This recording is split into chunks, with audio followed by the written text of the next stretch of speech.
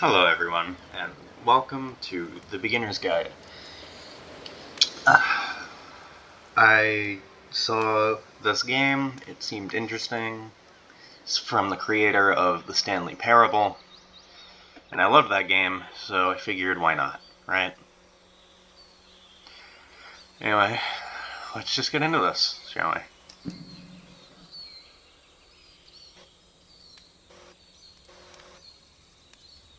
Please make sure audio is on. I mean, hopefully this sounds good for you guys, because this is the first time I'm doing a video for my channel from my computer. Hi there. Like Thank with you my very mic, much at for least. playing The Beginner's Guide. My name is Davey Reedon. I wrote The Stanley Parable, and while that game tells a pretty absurd story, today I'm going to tell you about a series of events that happened between 2008 and 2011. We're going to look at the games made by a friend of mine named Coda. Now, these games mean a lot to me. I met Coda in early 2009 at a time when I was really struggling with some personal stuff, and his work pointed me in a very powerful direction. I found it to be a good reference point for the kinds of creative works that I wanted to make. So just to start you off, this is, I think, the first game he ever made. It's a level for Counter-Strike. You can walk around here, by the way. And mostly it's just Coda learning the basics of building a 3D environment.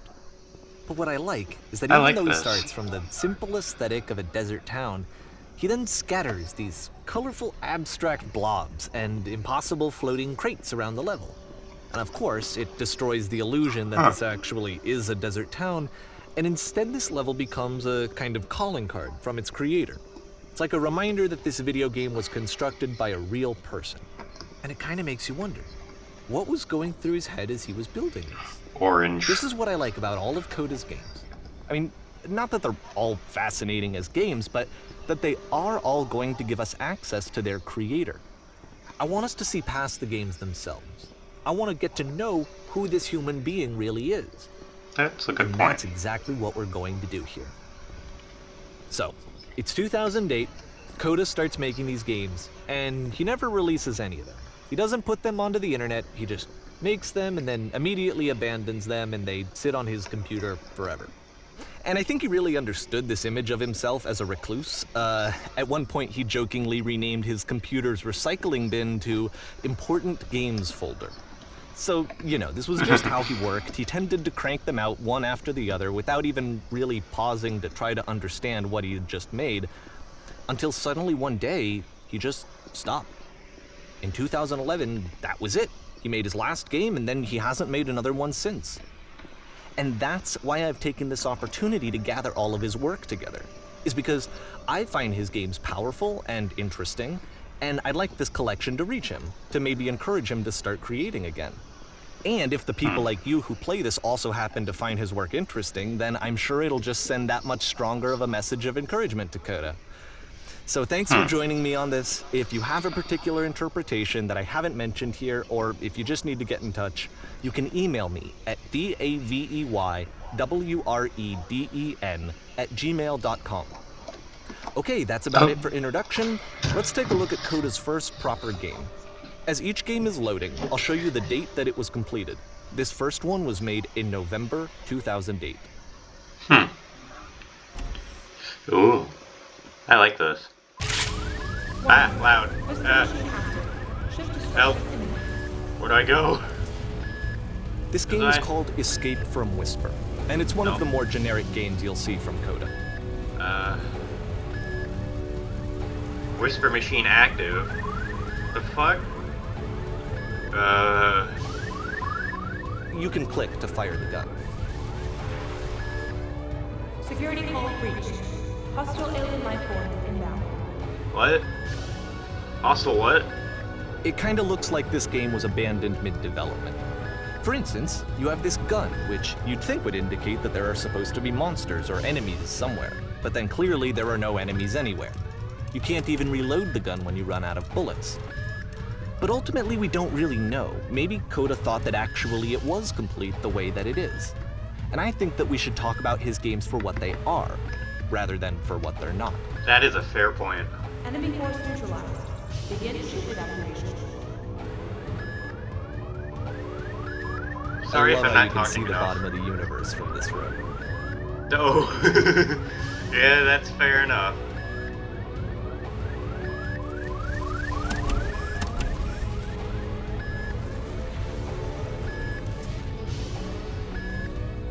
Apparently, this space station has a labyrinth on it. Sure, I don't know. There's really no reason for it that I've ever been able to discern, so in the interest of time, I'm just gonna skip you on past it. Oh, thank you. Okay, Oh, this where'd is my the gun part go? that's interesting. The game has this narrative about the whisper machine and how it has to be turned off, and then you get to the engine room. Okay. Hey, you there, in the engine room. You could save us all. That beam is powering the whisper machine. We could disrupt it by introducing a great enough heat signature. If your body could stop the beam. It's so much to ask, but for all of our lives, would you do it? Sure. Would you give yourself? I'll try. Whee! Let me pause here for a second.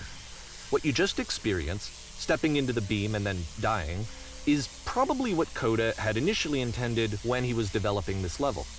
But when he first compiles and plays it, something goes wrong. There's a bug somewhere. And this is what happens instead.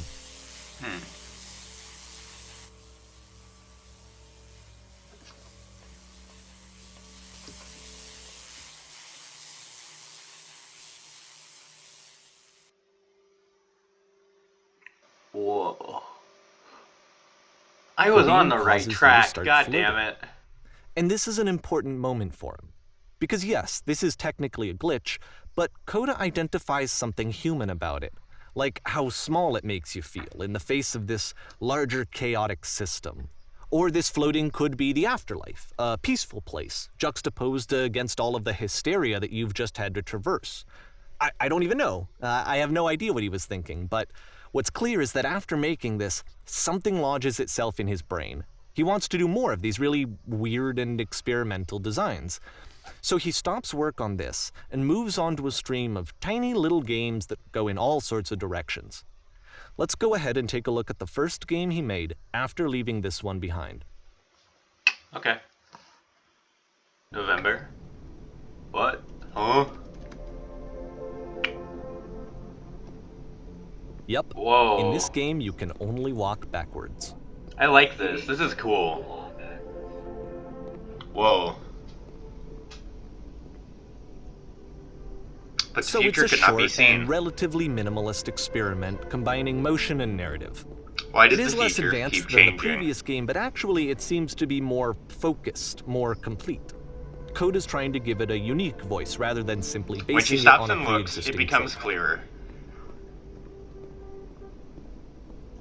But if the future is always behind her, how will she find the strength to confront it? It's a short little thought, it says what it wants to say, and then it ends. Ooh, Didn't need that anything was more great. than that. Which to me is why it works, because it gets out quick. Okay, next one. I feel like for not having too much engaging commentary, again, I'm not used to this. You are now entering. Entering what?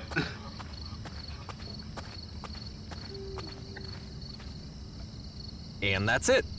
Okay, the meaning of this game won't be clear just yet. Please be patient with me for a few more games, and I promise you'll see what makes it interesting. Okay, sure. December.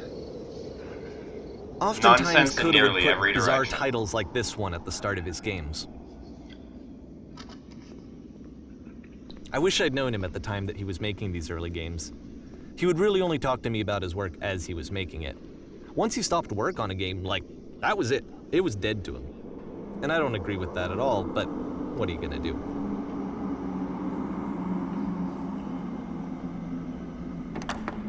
Once you've been slowed to an absolute crawl, the door at the top of the stairs opens.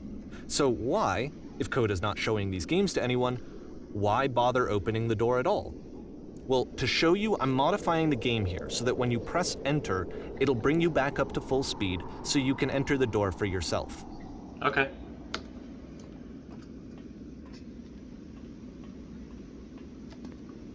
Ooh, cozy. It has a pair of floating eyes emitting footstep noises. A key in one game unlocks a door in a completely separate game. Plays the camera filming an advertisement. Walk around on set filming whatever you like. Press U to surrender. A button you press to stop the chaos. That doesn't work. A room that's Game filled with chairs, and except one chair is floating. And filled with little Sharks are ideas trying to for eat you. use. Simultaneously, you are trying to eat the sharks. You construct a wall. The wall is destroyed. You are giving him metal. Stand on the X staring at a bear for Coda 3 would hours. often tell me that he didn't mind if people thought of him as cold or distant. He said that he knew that he was actually a vibrant and compassionate person, but that it takes time to really see that. It can be a very slow climb to get there.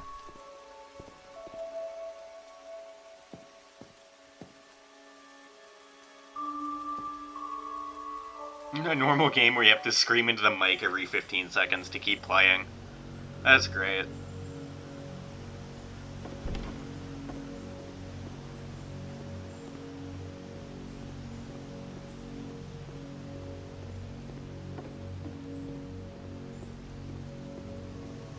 Well, this is new for Coda. It's an actual puzzle. Go ahead and see if you can solve it.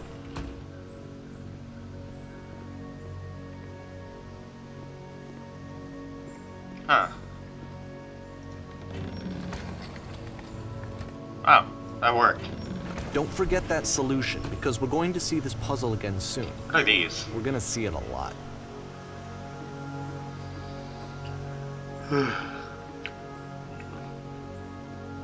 Yeah, this upload is kind of spontaneous. Like, it wasn't planned, I just felt like doing this. So that seems to be it, right? You walk down a corridor, you solve the puzzle, you get to the end. Simple enough. Alright, now I'm going to modify the game again, so that when you press enter, it'll remove all of the walls from this room.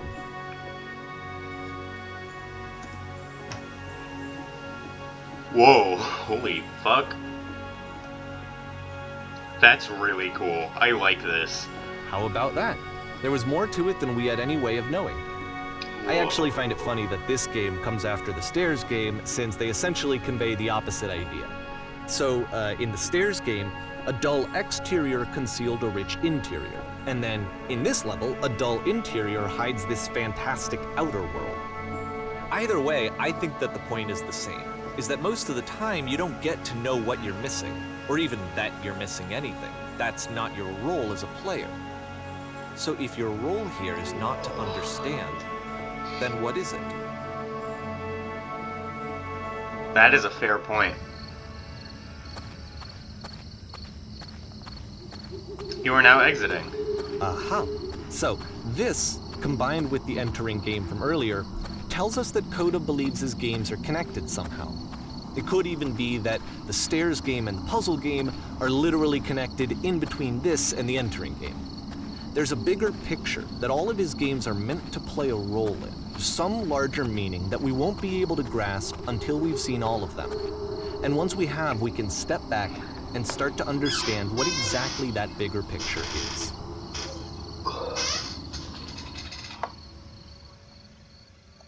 The Great and Lovely Descent. Now, unfortunately, that's all the time I have for recording today. I'll continue this if it gets enough support, like, if you guys like this.